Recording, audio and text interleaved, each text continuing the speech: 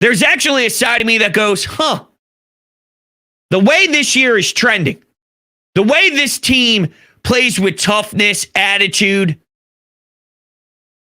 it would make sense for him to return.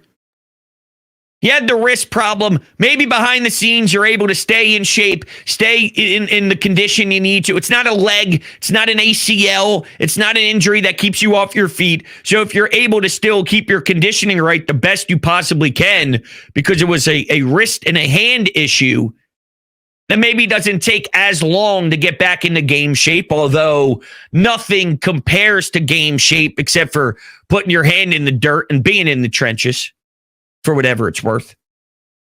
But I don't know. Maybe he's not as far back as we thought he'd be because of where his injury was. I don't know.